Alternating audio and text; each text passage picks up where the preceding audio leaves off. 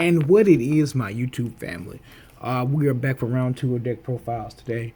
I know that first one was kind of dry. I apologize, guys. I got a lot on my brain, but if you didn't watch that first one, I am going to attempt to link it in the description box. Or, I don't really do the editing stuff right now, so what we're gonna do is, if you don't see a tag, go watch it. Go to the channel, watch it. It's not that many videos. It should be the one right below this one. So deck profile number 2 is an update to my Gouki list. I again apologize, guys. I should have had combo videos and some other stuff out for this deck a while back. I thought nobody was doing them, so I had time. But apparently other people were on top of it. So again, shout out to the old man. We're going to get into this deck profile, and then we'll talk about a couple things. And why my build's so different. So here's the standard stuff, right? 3 Suprex, only 2 headband. I've seen a lot of builds go to 3, but because of the way I'm built, or my deck is built, we don't prioritize like summoning a trillion Goukis and getting into all of that. 2 Twist Cobra, 1 Guts, and 1 Octo Stretch. I will say I was playing Scorpio and Bear Hug, and I actually am considering putting back in the Bear Hug just because it has some implications. When it's special summoned by a Gouki rematch, it has an effect that's pretty useful, especially if you just want to get over stuff.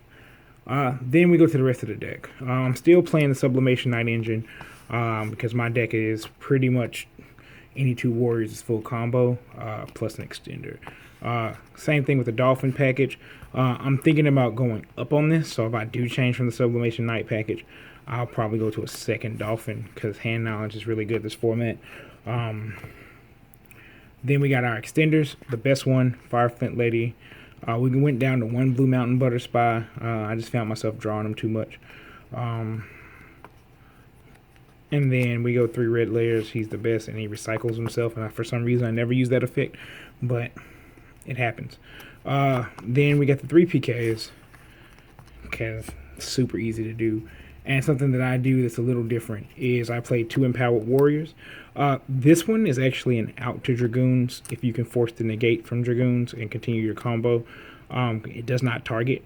So anytime one of your monsters battles while he's in the scale, you can discard a card, so Sword, which is free, and then you'll half the monster's current attack.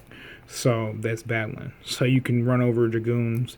If you get in some weird situation, any cards you make, any one of the cards from your extra deck could over Dragoons unless he gets up to like 5k or 6k or something like that. But you'll be dead well before he gets there. So, and then the other is just a battle stopper. They do have on-field effects, but I don't find myself using them as much. So, and then of course the 0 day for the combo. The Dragoons cards, because you gotta have them. Well, you've seen the hand traps, so we do play hand traps. Similar to the Orcus list, I found that these 6 are the best currently, just at trying to stop your opponent's turn. Unlike Orcus, though, we really go first, so we don't want too many hand traps, but we have so many ways where our combos go off and we're just holding hand traps anyway. So our spells, Sword, Fossil, 3 copies of any Fire Warrior, so it essentially acts as an additional warrior extender in your deck, so you don't have to do as much. Monster Reborn. I want to play Secession, but I just don't find... I find if you're on a bad hand, or you're in a weird situation where your opponent is just denying you link plays, Monster Reborn itself is better. Empower is another card that's really good. Minus summoning the Empowered Warriors. You can put a Gouki in the graveyard if you have extras in a rematch. It juices up your warrior monsters, so you don't have to really worry about too many cards. It helps you additionally out monsters that are usually too big. So that's cool. Of course, Rhoda. 2 rematch. Push this up. Sorry, guys. I'm getting excited about my cards. 2 rematch. I've considered 3 because I end up searching 2 easily, and then in the grind game, you don't really come back. 2 Red Eyes Fusions because I play Desires to draw cards. And it's not the worst to draw. And 2 Tactics. For traps, very similar to the Orcus list, just because I love this. I love Imperm. I love Fog Blades. But Brigadines are in this build. Yes, there is a slight contradiction if you... Because Brigadine serves more than one purpose. Going first is a warrior extender in addition to a combo piece. Going second, if you have the Imperm, is significantly worse, but it doesn't really come up. You can still ditch it with Empower and get another warrior monster. And you just cannot play, you can't go without playing the best cards in your deck. So, the extra deck. For Link 1, Link Cross, Link Karibo, Codebreaker, best card in the deck is sold. Union Carrier, which you don't really have to play. You could probably play a second copy of the Virus Swordsman. This is just like if you want to be cheeky and Buster Lock your opponent. Verte, other Codebreaker, Tinyi.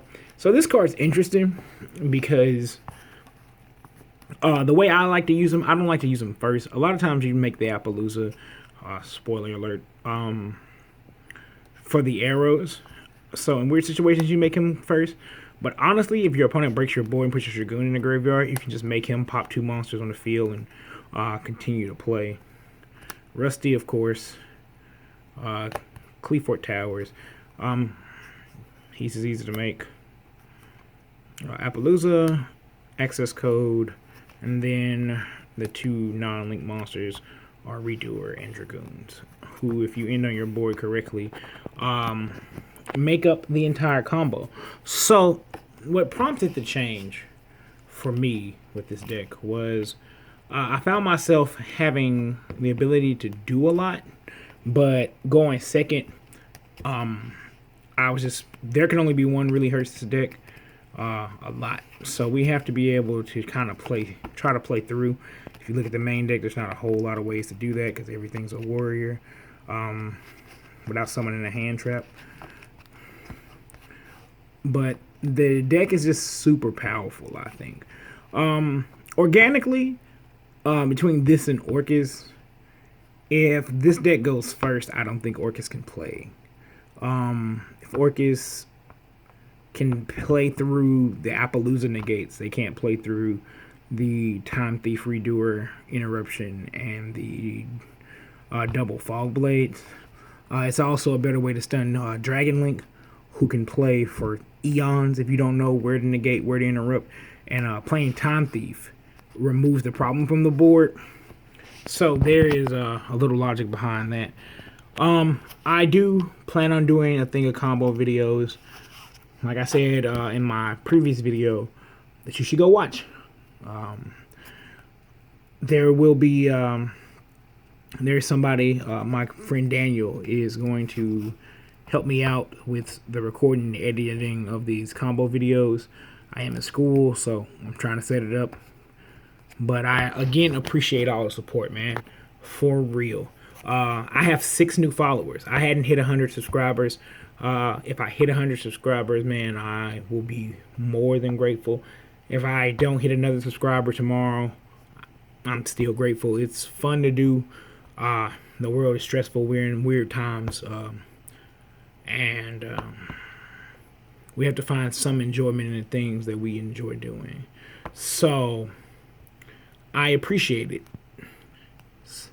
Signing out with Super Pops. It's your boy VE to the double LE. I'm out of here.